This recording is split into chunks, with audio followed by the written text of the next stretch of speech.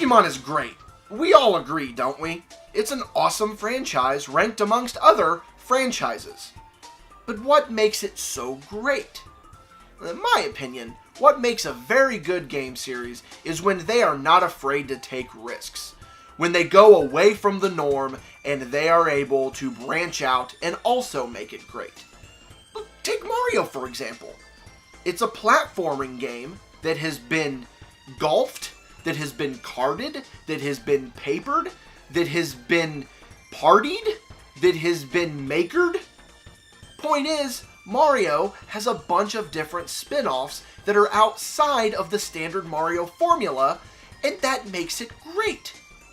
Pokemon is no different. What started as a turn-based RPG where you capture monsters has turned into many different game genres. Pokemon Snap is basically an on-the-rail shooter. Pokemon Go is a phenomenon that we'll probably never see again. Pokemon Coliseum is overrated garbage. Today I'm taking a look at one of my favorite Pokemon spin-offs. Not even one of my favorite Pokemon spin-offs. One of my favorite Game Boy Advance games of all time. I'm talking, of course, about this gem. Pokemon Pinball, Ruby and Sapphire. I'm going to get you a little closer look at it. You can see it's a good game. Spoiler alert. I'm not putting this game in the bin of shame. It is going nowhere near it. Because I have too many fond memories of this game growing up and in the last few years. So let's go ahead and look at why Pokemon Pinball is great. It's a pinball game, and it's as simple as any pinball game can be. Hit shit, get points, set a high score, but there is one added bonus to this particular pinball game: catching Pokemon. Much like main title Pokemon games, where there are two versions, there are two boards, Ruby and Sapphire. Each board has a different layout and different Pokemon you can catch. Naturally, I want to do Sapphire because Ruby is the worst board. No major knock on it, but getting stuff done on the Ruby board is a bit more frustrating. Sapphire is a little bit more accessible. Playing this game doesn't really require much skill. It's basically just hitting a ball that looks like a Pokeball, trying to get it into various spots to do various things. The main focus is to catch Pokemon, triggering the event by going into the Wailord's mouth, hitting the bumpers, and then hitting the Pokemon 3 times. Now, that sounds easy, right? My first game, I was able to not only catch this Voltorb, but I was able to evolve it. I hatched a Corsola from an egg and caught it. Things are really looking good here. You are required to use the best of your ability to try and knock the ball where you want it. Oh my god, I suck. No worries, no worries. I'll be fine. Just gotta keep at... Damn it! No sweat. Just keep on going. I'll catch this Seviper. Cool. Really doing good, and fuck! I'm really bad at Pokemon Pinball. But hey, I set a new overall high score, but just ignore the score down there. It's fake. It didn't happen. Fake news. 100 million is the base high score that comes preloaded in the game. Well, I broke that, but not by much. Well, I know I can do better. I can set an all-new high score. Not 200 million, not 300 million, but 1 billion. I believe I can do it. Doubt me if you must, haters. I'm going for 1 billion. Pokemon Pinball, let's go!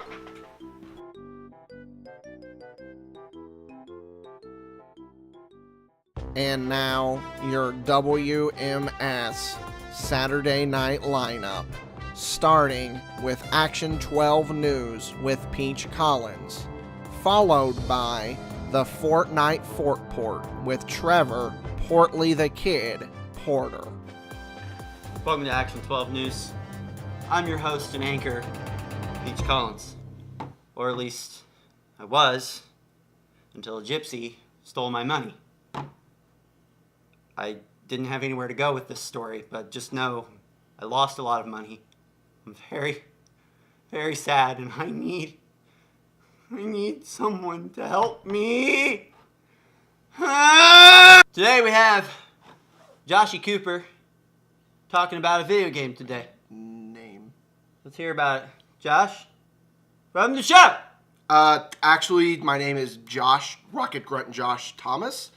I don't know where you got Cooper from, but that's... What's it like to feel, Josh? Is he stable enough to do this? Like, I'm here to talk about Pokemon Pinball. So, Josh, you make YouTube videos That's and you right. have a podcast. So I'd mark you as a pretty run-of-the-mill millennial on YouTube. What's it like? It's fun. I get to play a lot of fun video games. For my podcast, I get to watch a lot of really cool documentaries. And that's why I'm here today. I played the game Pokemon Pinball, and I'm going for 1 billion points in it, Peach. A whole billion. Yes, sir, I am. You know, I almost had 1 billion. I lost it. Look, Peach, there seems to be some confusion here. I'm here to talk Josh, about Pokemon Pinball. confused is the new normal. Don't know what that means. I'm trying to read the teleprompter, Josh. Give me a moment. See, I think Pokemon is a metaphor. A metaphor for the totalitarian regime that is constantly conveying teenagers as being lovesick puppies. And you know what that means, folks? It means that we are in a state of emergency. We're in crisis mode, Josh. Crisis mode. Do you understand me? Children around the globe are playing Pokemon. What is it? Pokemon Pinball is just overall a really chill game. The fun comes from trying to break the high score, which is what I'm doing right here. And I will say that the RNG gods certainly favored me on this day. The Pokemon you're able to catch depend on the location that is given to you at the start of the game. You have the ability to travel to a new location if you meet certain requirements. For example, at the start of my 1 billion point run, I was given this pond level. After given the ability to travel, I was sent to this grassy plain, and the first catch of the day was Tailo, followed by Magnemite, and then Jigglypuff. After 3 catches, you were sent to a bonus level. On the Sapphire board, you go to a graveyard and try to take out Duskulls and then fight a Dusclops. It gives you a pretty good score, so the road to 1 billion is getting a little easier. Though, I won't lie, I was a little discouraged by losing my first ball very early on, but I will be able to come back. Josh, let me just stop you right there, because we need to have a word from our sponsors with a short commercial break. Howdy, Jim and Jimbos. My name is Wade Dillon, and I'm here to tell you about my new product. Wade Sauce. Wade Sauce is an all-natural hot barbecue sauce that I've invented myself. My daddy told me all about it when he was just a little Jimbo. His granddaddy passed it down to him from his uncle. And then now old Wade Dillon's got it right here, Jim. Let me tell you a little bit about Wade Sauce. You can put it on sausages. You can put it on chicken. You can put it on burgers. You can even put it on a nice T-bone steak. You know what they say about the sauce is that it should flow like fine wine, and let me tell you, that there is exactly what Wade Sauce does. Wade Sauce. If y'all need any, just hit up me or my pal Root. You know where to find us.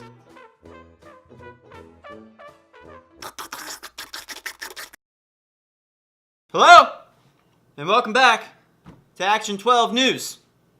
I'm your host for all of eternity, Collins. Peach Collins. Peach Collins is my name. Wait, I need to address just one thing really quick. Wade Dillon is your sponsor? Listen, I don't pick the sponsors. Is that what he did when he stole my camera? Was he filmed these commercials? Listen, we have a bit of a budget crisis going on here at the studio. But Wade Dillon, he's the man is the devil. Yes, I know. I'm not a fan of him either. But we have to stay open somehow. So we have to get money, and the only person who was willing to pay us money for anything was Wade Dillon. He made a very convincing PowerPoint presentation. And in fact, he brought that exact camera over here. Wait, that's my camera! What the fuck? And Wade, I bet Wade stole this curtain from Ugly Giant, didn't he? He probably did. That's my camera that he stole. I had to film the other parts of this video on my damn cell phone. God, my cousin is the worst person I've ever met in my entire life. Wade really is a piece of trash. I don't know why we have him as a sponsor. He's not a great person. Did you see the thing he was advertising too? I can't believe people would buy that. Why don't you tell us more about the Pokemon run, buddy? So the first bonus level is done and everything is going my way, except for losing my first ball. Catching a few Pokemon along the way, I was able to rack up a few evolutions as well. Evolutions can be a bit tricky because you need to hit the ball into certain spots and earn tokens.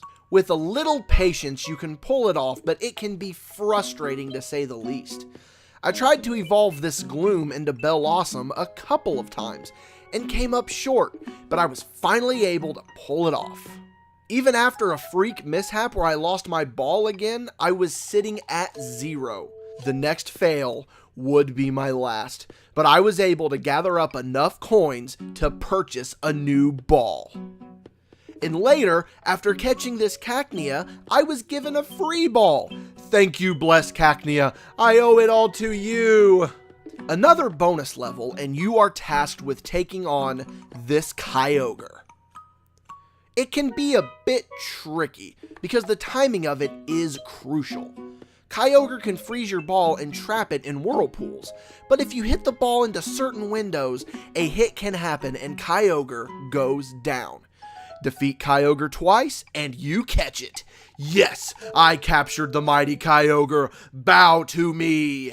I've defeated a god, caught my fair share of Pokemon, and the blessed Cacnea has given me an extra ball. Life is good. This game is going so well that when the bonus board against Rayquaza comes up, I have no doubt I'll keep on trucking. Rayquaza is a fickle asshole. Getting a good strat against him is pretty difficult. 1 billion is in my sights. A few mistakes were made, but hey, I'll bounce back. I'm sadly down to my last ball, and my attempt to try and bounce back is, well, thwarted. I lost. I didn't get the 1 billion. On this day, the game beat me, but that's okay. Pokemon Pinball is an unforgiving mistress that will smash you if you make the slightest mistake. But when she's good to you, she's good to you. So you didn't get 1 billion points. No. In fact, you got less than half of what you promised. Over half. You wasted everyone's time and their money. Where was their money on this? A little bit. I had to buy the game. You've wasted your time Game Boy and your Player. money. Well, you could look at that in that way. I said I was going to get 1 billion. I genuinely wanted to get 1 billion. But at the end of the day, regardless of what happened, I had fun playing this game again. But you didn't get the points you promised. I understand this. But when it comes to a game like this, at the end of the day, all that really matters is it's not about the destination, but it's about the journey. Let me stop you right there. So when Journey was in town 20 years ago, The band. I interviewed Steven Tyler. And you know what? He gave me a signed mug of the Rock and Roller Coaster. Signed from the opening of it. And you know what I do? Every day, I drink from that mug. Because when people you love give you gifts, you use them every day, no matter what. And Steven, I know you are out there and you won't return my calls. And I just love you and I know the songs are written about me. Steven!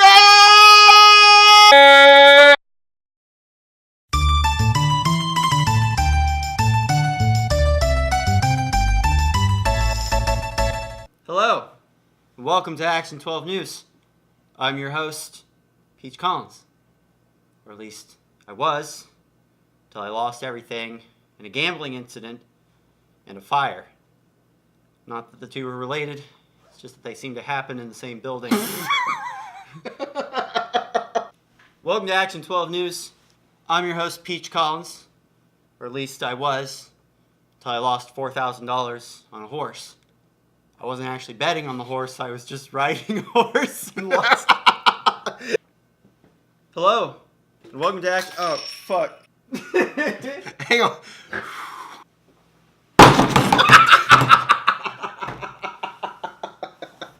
Ladies and gentlemen, I'm Peach Collins.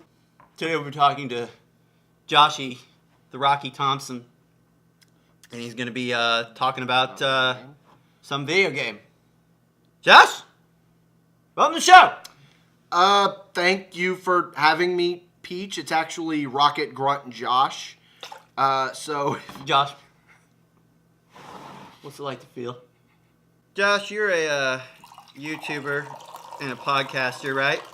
So I would mark you as one of the stick. You know, I almost had $1 billion. I lost it.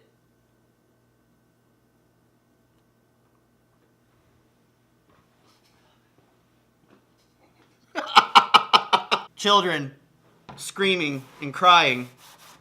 Will you turn the other cheek? Well, why don't you practice what you preach? Huh?